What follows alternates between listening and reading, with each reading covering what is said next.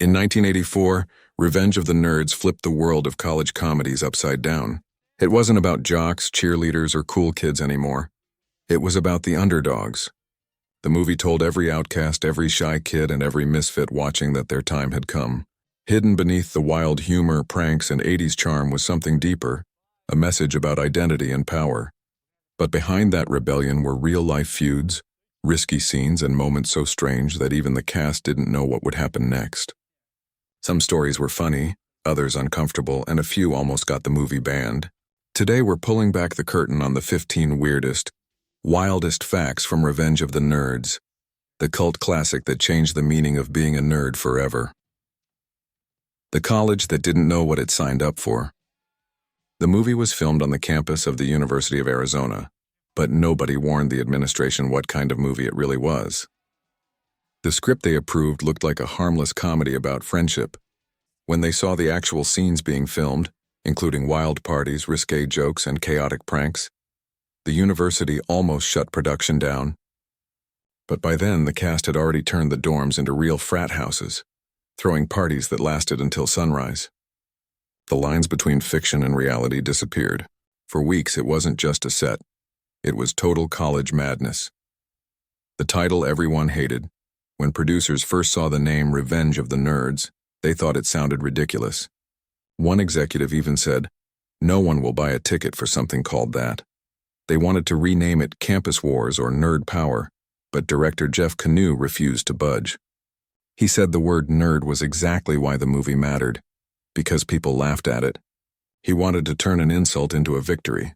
After release, the word nerd became a cultural badge of honor, something millions proudly identified with. The title that everyone mocked became a movement. Real rivalry, real fights. The actors playing the alpha betas, the jocks, and those playing the nerds didn't just stay in character for the camera. They lived the rivalry off-screen.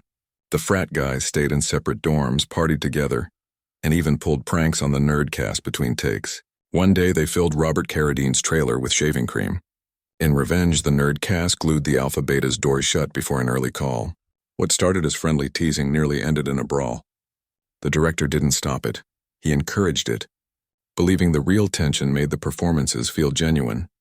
Booger's gross authenticity, Curtis Armstrong, who played the unforgettable Booger, didn't have to fake much. He actually lived like his character during filming, messy, smelly, and unpredictable. Some of the gross scenes weren't even scripted. When he picked his nose on camera, that was pure improvisation. Even the producers were disgusted. Armstrong once said, "You can't play Booger halfway. You either go full disgusting or you don't show up." The result? A performance so real that audiences loved to hate him and hated to love him. Haunted House of the Nerds. The Tri-Lam House wasn't just an old building. It had a dark history. Crew members swore they saw lights flicker when nobody was inside, and one actress refused to shoot there after a door slammed on its own. Legend says the house had been condemned years earlier after a mysterious fire. Whether true or not, the atmosphere gave the scenes an eerie realism. Late-night shoots felt genuinely haunted. Some actors claimed to hear footsteps behind them when the cameras weren't rolling, and no one was there. The scene that almost got the movie banned. The infamous moonroom scene, where Lewis tricks Betty into thinking he's someone else, has become one of the most debated moments in comedy history. Even in 1984, some executives called it too far. Fox nearly cut it entirely. Director Jeff Canoe fought back, arguing that the scene was about confidence. Today, critics see it as problematic, but back then, it went unnoticed by most viewers. It's a reminder of how much Hollywood's boundaries have shifted, and how Revenge of the Nerds pushed them in uncomfortable ways. The robot that actually worked. The Nerds' homemade robot wasn't a prop. It was a functioning machine built by local engineers in Arizona. It could roll flashlights and respond to voice commands. The crew affectionately called it Arnold.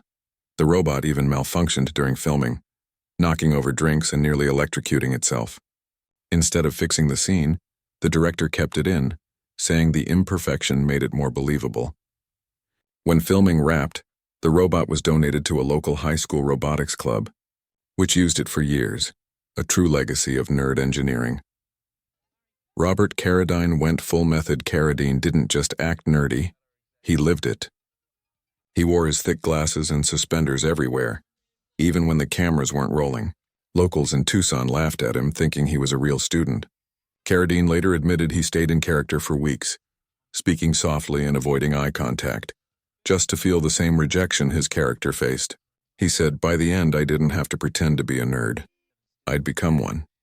That commitment gave Lewis his awkward charm and made the role unforgettable. Anthony Edwards' disappearing act.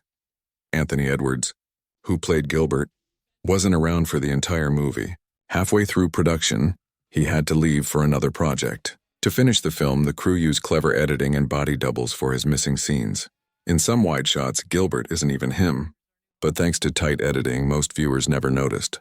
Edwards later joked, "It's weird watching the movie knowing half of me isn't there." Even so, his chemistry with Carradine carried the emotional weight of the story, a true heart among chaos. The Nerds' real computers. Unlike most 80s movies that used fake technology, Revenge of the Nerds featured real computers, Commodore 64s and IBM PCs, loaned by a local store. Some cast members learned basic coding to look authentic. In one unused scene, the actors actually programmed a working animation. Though it never made the final cut, those few lines of code became a badge of pride. The nerds weren't pretending to be tech geniuses. They were learning to be them. The Forgotten Goat. During the carnival scene, an unexpected guest wandered onto set, a goat from a nearby petting zoo. The animal walked right through the frame while the cast was performing. Everyone froze, but the director kept the cameras rolling. The goat's random cameo was so funny that they left it in. Fans have spent decades hunting for the exact frame online. Some call it the nerd goat. It's still there. A blink and you miss it piece of pure movie chaos. A hidden protest in the background. During the filming of one outdoor scene, a group of real students protested the production, claiming it was disrupting classes. Instead of cutting, the director shot around them, but in one frame, you can actually see the protesters holding signs in the far background. No one noticed until HD remasters years later. The irony? The film about nerds rebelling against authority accidentally captured real rebellion on film. The music that saved everything. The iconic theme song almost didn't make it into the movie. Executives wanted something more traditional, maybe a rock tune, but the director fought for the upbeat synth-heavy track that defined the 80s. When test audiences heard it, they started cheering. The song gave the movie its pulse, its nerd pride, and its sense of victory. Without that track, Revenge of the Nerds might have been just another forgotten college flick. Here. Real-life Lambda chapters formed. After the movie came out, real college students across America formed their own Lambda fraternities. Yes, seriously. They threw annual nerd conventions, wore glasses and suspenders, and competed in brainy games instead of drinking contests. What started as a joke became a symbol of empowerment. For many, Revenge of the Nerds wasn't just a comedy, it was a manifesto. They turned humiliation into humor and humor into pride. The sequel that barely survived. When Fox greenlit Revenge of the Nerds 2, Nerds in Paradise, everything went wrong. The first director quit, funding was slashed, and the studio wanted to tone down the weirdness. But fan pressure forced them to go through with it. The crew flew to Florida, rewrote half the script on set, and somehow pulled it together. The result? A messy but memorable sequel that proved the nerds couldn't be stopped. Not by studios, not by critics, not by chaos. Outro. Looking back, Revenge of the Nerds is more than just an 80s comedy. It's a time capsule. It showed what happens when society's misfits refuse to apologize for who they are. It's awkward, outrageous, sometimes problematic, but unforgettable. It launched careers, reshaped pop culture, and made millions of people proud to be different. Even decades later, it sparks debates about comedy, consent, and courage. Love it or hate it, Revenge of the Nerds will always stand as a bold experiment.